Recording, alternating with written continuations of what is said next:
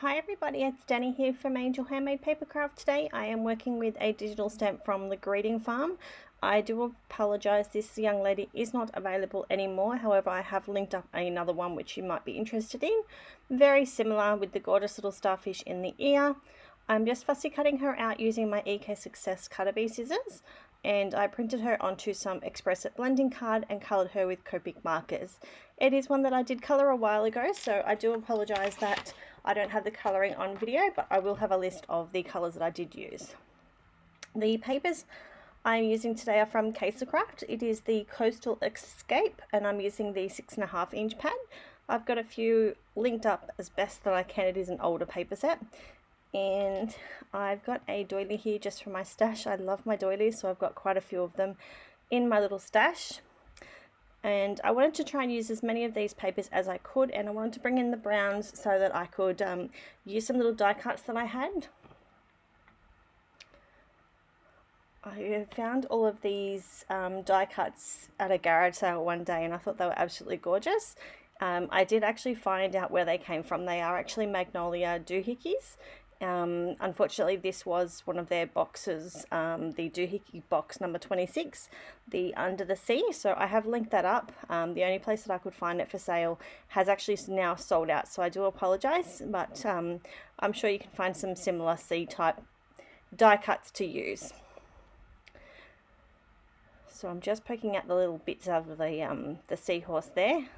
This is the sort of layout that I was going with, and I'm going to have a play with it as I start putting all the layers together. So I'm just using my Scotch ATG gun for the big layers, and then on the smaller little die cuts and things, I'll pull out my Helma acid-free liquid adhesive. This is usually my go-to when it comes to liquid adhesives. I jump between this one and the American Tombow Mono Multi. So I've got some craft cardstock that I've cut down so that I could add all of those patterned papers onto it. I've also got a Lawn Fawn Stitch circle die here, and I did adhere the little image to the circle first before I placed it onto my card to make sure it was exactly where I wanted it to be. So I'm just using a pokey tool to poke out all of those little bits out of these little die cuts. And I am going to play around a little bit until I work out exactly the layout that I was happy with. I did take photos of it before I moved everything just to make sure that it kind of still went with the same flow.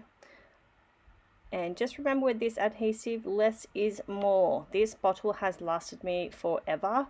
You really don't need a lot of this adhesive. It's very good adhesive. Alright, so we've got a craft cardstock layer here that I'm going to add some patterned paper to for the inside of the card. I really love this ocean, absolutely gorgeous paper. I didn't stick anything on the inside. Normally I'll stick a rectangle of cardstock, but I will leave it for the purchaser. If they'd like me to do that, I will do that later on, but for now I was just going to leave it. So this is pretty much my card complete. I did want to add a sentiment on, so I did find a sentiment in this set that I'm going to trim down. So here you can see the shape that it originally was in. I do actually end up cutting that down a little bit because it needed to fit onto my card.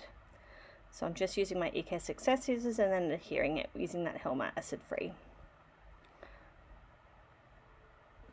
I did add the little extra bits that I cut off. I did actually add to my card as well. There's no throwouts here, and anything that I don't end up using always goes into my stepdaughter's little bucket she's got. And I'm just going in and adding in some glitter glue to the starfish and to her gorgeous little outfit, and it just finished it off perfectly. It looks so sparkly and gorgeous, and I did leave that overnight to dry before I put it away. So I thank you all for watching. I hope to see you all soon. Bye!